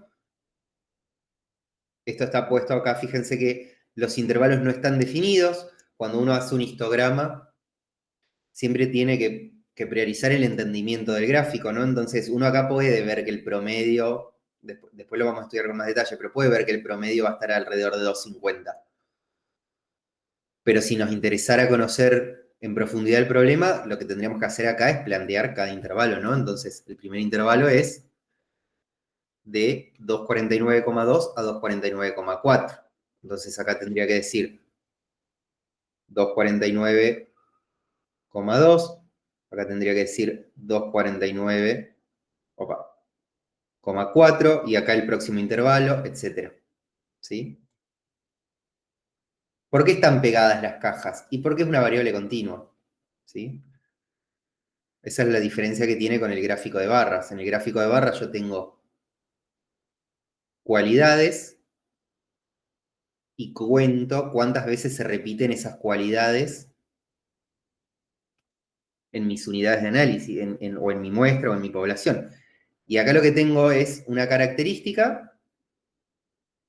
Esa característica tiene la cualidad de ser continua, entonces quiero representar esa continuidad en el gráfico, y por eso las barras están pegadas.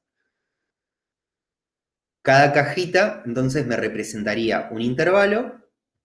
Fíjense que está corrido incluso el 250 del límite de la caja. Y la altura de ese intervalo representa la cantidad de veces que se repite la altura de la caja representa la cantidad de veces que se repite ese intervalo en mi muestra o en mi población, ¿sí? Fíjense que R les va a hacer los intervalos de forma automática si ustedes no le ingresan nada. No me acuerdo qué regla usa, pero vamos a ver que podemos estudiar, ver la documentación de cada función que usemos, y con eso nos quitamos las dudas. Fíjense que a medida que aumento la cantidad de clases, voy perdiendo información sobre la regularidad del fenómeno. Es decir, acá puedo anotar, incluso acá hasta con 20 clases puedo anotar la concentración de la longitud de las barras, puedo estudiar la distribución, pero ya llega un momento que le pongo tantas clases que hasta parece que hubiese grupos. Acá podríamos identificar un grupo, segundo grupo, tercer grupo, y puede ser hasta engañoso. Otro grupo, podríamos pensar que es acá otro grupo. Y fíjense que uno termina no concluyendo casi nada sobre un gráfico que tiene, un histograma que tiene muchas clases. Entonces, por eso están las reglas para la construcción de intervalo, para permitirnos tener una cantidad de clases tal que nos permita resumir la información y al mismo tiempo estudiar la variabilidad. ¿Sí? Acá no resumo la información. Y si tuviese 5 clases, si tuviese un histograma con 4 dientes, no podría estudiar la variabilidad, porque tendría todo amontonado, ¿no? Entonces, por eso uno usa las reglas, aunque en la práctica los intervalos, salvo por alguna cuestión en particular, los termina construyendo el software. Y el otro gráfico que sirve específicamente para lo que son las frecuencias acumuladas es el polígono de frecuencias. ¿Qué es lo que hace el polígono de frecuencias? Y lo van a usar más cuando, por ejemplo, quieran evaluar la normalidad de una variable, ¿sí? Lo que hace el polígono de frecuencias es tomar los valores ordenados de la variable e ir acumulando a medida que van cayendo barras con esas longitudes, ¿no? Entonces, ¿qué es lo que me indica acá el polígono de frecuencias? Y que el 50% de las barras, ¿no? Acá van cayendo las barras, voy acumulando, y acá me indica que el 50% de las barras, ¿sí?, tienen longitudes de 250 milímetros o menos, ¿sí? O más, como es el 50%. El 75% de las barras tienen longitudes de 250,2 o menos, ¿no? Es como la versión acumulada del histograma. Muy bien.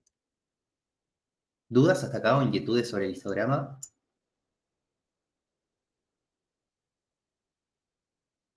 Vamos a omitirlo. No, muy bien. Bien. Vamos a omitirlo, así aprovechamos el tiempo. Y les hago algunos comentarios en relación a la distribución. Cuando uno estudia la distribución de una variable, puede encontrarse con 3 situaciones respecto a la simetría, ¿no? Una distribución es simétrica cuando está centrada, ¿sí? Y las colas son las colas de la distribución, que son estas partes ese histograma o de esa distribución de ese gráfico de densidad son iguales, ¿sí? Es decir, la distribución está centrada y las colas de esa distribución son iguales. Es una característica muy deseable en las distribuciones, que tengan esta forma de campana. Después le vamos a poner nombre, le vamos a decir normal. Pero es muy deseable esta propiedad de la simetría. Como es muy deseable, en la realidad en general no pasa, ¿no? Entonces uno se enfrenta a distribuciones que son asimétricas. Una distribución es asimétrica a la derecha, ¿sí? Cuando sus valores se concentran cuando las unidades se concentran en valores menores de la distribución, ¿no? Entonces, esta distribución es asimétrica por derecha. Puede ser que en otros apuntes, porque lo hemos charlado con otros grupos, que lo vean como sesgado a la izquierda. A mí, yo no prefiero decir que está sesgado a la izquierda porque tendría que indicar sesgado respecto a qué, ¿no? Respecto a un promedio que yo esperaría que tenga, no sé. Entonces, vamos a usar estas definiciones que son asimétrica por derecha, si la cola derecha se extiende más, y asimétrica por izquierda, ¿sí? Si la cola izquierda se extiende más, ¿sí? Esto es un histograma, en realidad es un gráfico de densidad, pero es un histograma encubierto, porque acá tendríamos los dientitos, ¿no? Opa. Acá tendríamos nuestros intervalos. Entonces, un histograma asimétrico por derecha se vería algo así, y un histograma asimétrico por izquierda se vería algo así. ¿Qué es lo que uno identifica con las asimetrías? ¿No? ¿Qué es lo que uno identifica con las asimetrías? Que, por ejemplo, en el caso de la variable que es asimétrica por derecha, ¿sí? Los valores, las unidades se concentran en valores bajos. ¿Sí? Por ejemplo, los ingresos, los precios. En general, los precios de los bienes, de los servicios o los ingresos de las personas son asimétricos por derecha. ¿Sí? Son asimétricos hacia la derecha. Porque hay, por ejemplo, si nuestra variable fuese ingresos, lo que podríamos afirmar es que la mayoría de las personas se concentran en ingresos bajos y hay pocos casos que tienen ingresos altos. ¿Sí? Eso es lo que uno puede observar o identificar cuando una distribución es asimétrica por derecha. Cuando la distribución es asimétrica por izquierda pasa lo contrario. La variable se concentra en valores altos, ¿no? ¿Qué se les ocurre? ¿Qué podría ser? Es más difícil encontrar variables que sean asimétricas por izquierda. La altura promedio. Podría ser, yo creo que la altura promedio es más normal, pero la verdad es que no estudio el tema. Si pienso en el nivel de ingreso por nivel educativo, entiendo que a más alto el nivel educativo, más alto podría ser el ingreso. Sí, pero ahí tenés dos variables. Ah, sí, buen punto. Y acá tenemos una. Podría ser quizás, estoy pensando,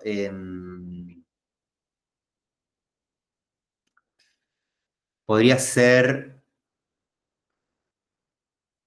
la edad de personas que concurren a un determinado centro de atención, por ejemplo, ¿no? Porque puede haber enfermedades que estén asociadas a la edad y por ende la edad en un determinado servicio de atención se concentra en valores altos y haya pocas personas jóvenes o más jóvenes que tengan que ir a ese centro de atención. Puede ser, es difícil. Puede ser, bueno, no se me ocurre otra, pero si se les ocurre me dicen, aunque sigamos hablando de otra cosa, porque es interesante. Me sirven los ejemplos también. Es más Puede difícil. ser una, por ejemplo, se me ocurre una, ¿no? No sé, a lo mejor Estaba pensando con películas de Netflix, ¿no? Ajá. Que la mayoría suele tener poco visitas y se concentra en un pequeño grupo la mayor cantidad de visitas, ¿no? Una cosa así. O sea, en términos de visitas de Netflix, podría ser, vos decís, tenés, por ejemplo, un género específico. Por ejemplo, sí, o algunos que sean ganadores de Oscar o algo así, o nominados. Que Claro, tengan pero ahí la mayor- cantidad de visitas sería fija. ¿Sobre qué variaría? O la unidad de análisis serían las Claro. películas, por ejemplo. No, por ejemplo, el género puede ser, sí. O sea, vos tenés dentro de un género ciertas películas y cada película tiene una cantidad de visitas. O pones todos los géneros en Ok, X, entonces todas las películas. O cada género es una unidad de análisis, decís. cada género. Cada género, ok. Y la cantidad de visitas sería la variable. Entonces vos decís, bueno, la mayoría de los... hay muy pocos géneros que tienen muy pocas visitas, que pueden ser géneros, por ejemplo, más, quizás no tanto del cine de entretenimiento, sino más del cine, más del arte del cine. Y en realidad la concentración de visitas se produce en la mayoría de las películas o de los géneros más de entretenimiento, se me ocurre, sí, puede ser. Puede ser. Puede ser, si no, la mortalidad de las plantas silvestres o naturales, que tengo entendido haber leído un par de veces gráficas de que la gran mayoría de las plantas así en espacios salvajes, espacios silvestres, mueren cuando todavía son brotes y una vez que ya alcanzan cierta edad es más probable que vivan. Ok, entonces, ¿cuál sería la unidad de análisis? Sería cada planta, vos tenés todas las plantas silvestres, y la variable, ¿cuál sería? La edad de muerte, por decirlo de alguna forma. Bien, o sea, pocas plantas se mueren jóvenes y la mayoría sobrevive, sí, tal cual en datos de supervivencia puede ser que tenga, si uno lo plantea así, puede ser que tenga esa distribución. ¿Saben qué estaba pensando? El porcentaje de votos por mesa en las elecciones, si uno toma la unidad de análisis cada mesa de una determinada elección, el porcentaje de votos al partido ganador en general tiene esta distribución. Es decir, el partido que gana en una elección, sobre todo cuando gana por mucha diferencia, si uno toma todas las mesas, los votos se concentran en valores altos y son pocas mesas las que tienen porcentajes chicos de elecciones. Ese es otro ejemplo, sí. Sí, sí, están buenos todos los ejemplos. Perdón, yo no puedo colaborar mucho con las plantas silvestres, pero entendí el caso. Sí, el Bien. Podría ejemplo ser voto por estado, provincia también. Por mesa, sí. Por mesa tendríamos más datos, pero uno lo podría hacer por provincia, sí. O por departamento. Me parece que están a nivel de departamento publicados. ¿Alguien iba a decir otra cosa? Bien. Y otra característica, y ya con eso, si quieren, vamos terminando la clase, es qué tan pesadas son las colas. Y eso no nos habla tanto de dónde va a estar, porque esto no les comenté. La simetría nos va a hablar mucho de dónde están las medidas de tendencia central. ¿Sí? Piénsenlo así. Si yo tengo un histograma simétrico, ¿saben lo que es la mediana?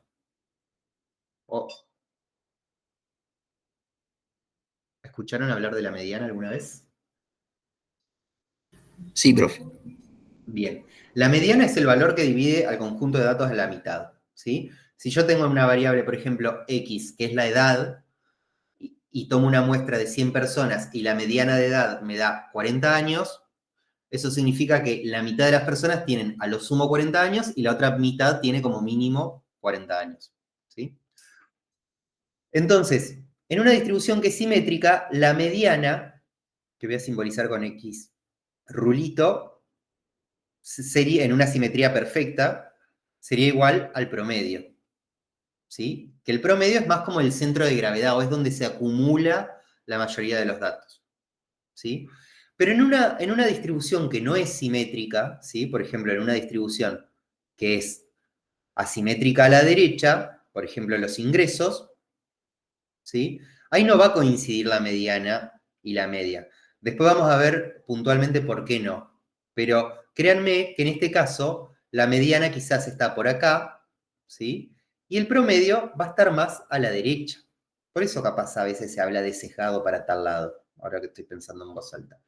Pero piénsenlo así, o sea, el promedio es el centro de gravedad, ¿no? O sea, si yo tengo un lápiz, no tengo ninguna lapicera a mano, pero si yo tengo una lapicera, ¿sí? Mi dedo índice, el dedo gordo, ¿no? Que es el promedio, sería el centro de gravedad de ese conjunto de datos que sería simétrico. Ahora, si yo tengo una simetría, por ejemplo, a la derecha, es decir, que tengo casos más acumulados a la derecha, ¿sí? Se caería esa distribución si el promedio no se corre a la derecha, ¿no? Para balancear de vuelta esa distribución, esa densidad.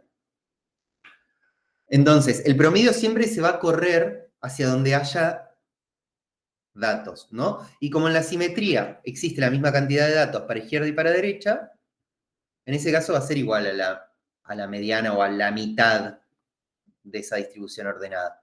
Pero en el caso de asimetría no. En el caso de asimetría, si tengo una cola más larga a la derecha, el promedio se va a ir para la derecha. Si tengo una cola más larga para la izquierda, el promedio se va a ir para la izquierda, ¿no? Y en esos casos no va a coincidir. ¿Por qué voy con esto? Porque esa simetría nos permite encontrar visualmente o nos permite identificar a grandes rasgos dónde están esas medidas de posición.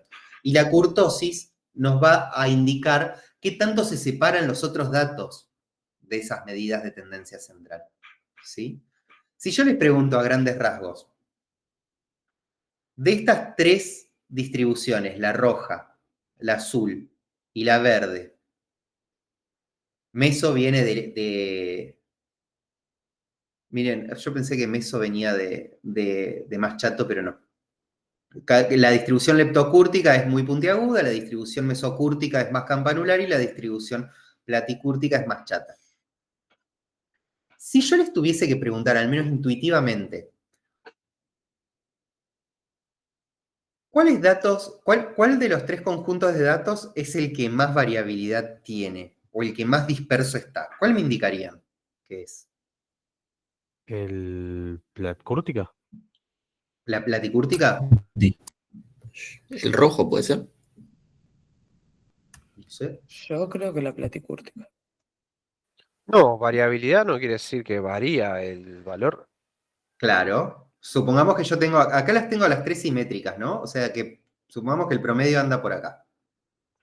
No, sí, la roja, la leptocúrtica. La leptocúrtica dicen que tiene más variabilidad en los datos. Pero si tiene más variabilidad, los datos están más dispersos. Claro, Entonces sería la platicúrtica. así es. Fíjense que la distribución verde, fíjense, piénsenlo así. En la distribución roja la mayoría de los datos están acá, cerca del promedio, ¿no? Están acá cerquita del promedio. Y en la distribución verde, en la platicúrtica, tengo mucha más cantidad de datos lejos de ese promedio, ¿no? En la distribución verde tengo, además de los datos que están cerca del promedio, tengo datos que están bastante lejos también y casi en la misma cantidad, ¿no? Entonces, la kurtosis me va a hablar más de la distribución del resto de los datos respecto al promedio y la simetría me va a hablar más de dónde está ubicado ese promedio. ¿Me explico? Bien, y esto quizás lo dejamos porque es bastante lindo para seguir charlando, el tema de las series de tiempo. Sin embargo, para mañana les hago un comentario. Nosotros dijimos que había medidas, ¿sí? Esas medidas, dijimos, pueden ser de posición o pueden ser de dispersión, ¿sí? Yo entiendo que si hablaron de correlación, seguro hablaron de varianza, seguro hablaron de desvío, de dispersión, de promedio. Entonces son cuestiones que vamos a definir con precisión, pero que podemos ir charlando porque algún bagaje seguramente ya tienen. Cuando hablamos de medidas de posición, nos van a interesar el promedio o la media aritmética, ¿sí? Aunque hay otros tipos de medias, está la media geométrica que se usa en finanzas, está la media armónica que se usa para, por ejemplo, modelos de clasificación, el famoso indicador F1, está la media truncada, que es que le saco los datos más extremos y después calculo el promedio, ¿sí? Hay muchos tipos de media, pero la más intuitiva y la que más vamos a usar es la media aritmética. Pero hay veces que los datos tienen casos raros, ¿sí? Ustedes habrán visto esta diapositiva la clase pasada, que era la distribución del ingreso de personas del Gran Rosario el primer trimestre de 2023. Y habrán visto que el salario por hora se concentraba principalmente en 2.500 pesos la hora, o menos, ¿sí? Pero ¿qué pasa? Había unos casos que dicen, che, qué buen valor hora que tienen, ¿no? Y se separan mucho del resto y son poquitos. Entonces, esa es como una definición media coloquial de lo que es lo que se llama un dato atípico, ¿sí?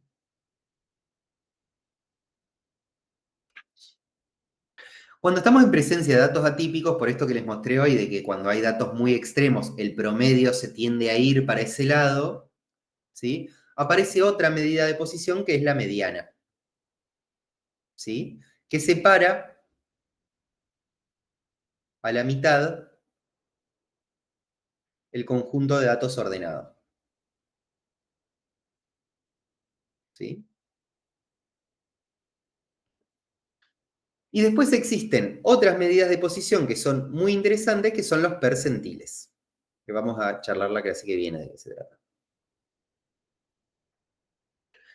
Y en las medidas de dispersión, que son un poco más feas de interpretar, pero que son muy útiles, vamos a estudiar la varianza, o la variancia, ¿sí? Vamos a estudiar el desvío, que es la raíz de la variancia, y vamos a estudiar algunas medidas que también son robustas, es decir, que no joden, que no son tan jodidas por los valores atípicos como el rango intercuartílico.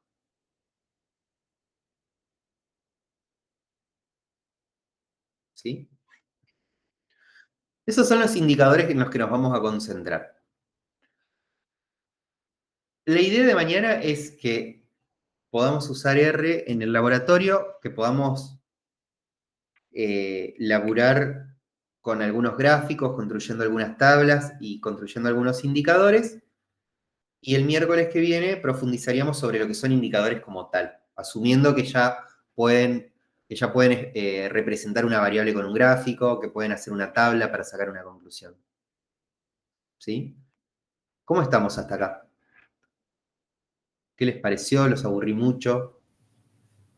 Bien, bien. ¿Bien? Bien, Nico. Sí, sí. Bien, profe. Bueno, gente. Entonces, los dejo y nos vemos mañana. Nos vemos Perfecto, Profe, gracias, profe. Nos vemos. Ahí vamos. Bueno, Chao. nos vemos. preguntita, Nos vemos, preguntita profe. rápida. Sí, claro. Porque por ahí en algunas materias nos han dicho que se dividen, qué sé yo, por ejemplo, hoy la teoría y los días presenciales la práctica. ¿En esta materia es igual, no? Sí, en realidad aprovechamos el laboratorio para que usen R. Entonces, en general, las clases de laboratorio van a ser para usar R y aplicar lo que veamos los miércoles en casos concretos que pueden ser del manual o después van a empezar a Sí. trabajar con datos reales. Bien, ok. Lo que pasó fue que por el paro, la primera clase la hicimos teórica el jueves pasado, pero Ah, la generalidad es que conmigo los miércoles van a ver la teoría y los jueves sí. van a ver la práctica en el laboratorio. Ah, bueno, bueno. Eso no Genial. quita que no resolvamos actividades acá los miércoles, digamos. O sea, Bien, bien, bien, bien. Genial. Sí, porque por ahí no todos los juegos podía estar, entonces por eso no te preguntaba. preocupes y siempre tengan en cuenta que si ustedes necesitan una tutoría, nos escriben y alguno de los tres vamos a poder darles una mano en horario extra clase. Épico, genial. Bueno, Listo. gente, Adiós. descansen y nos vemos el jueves o la semana que viene. Adiós. Chao, Nico, nos vemos mañana.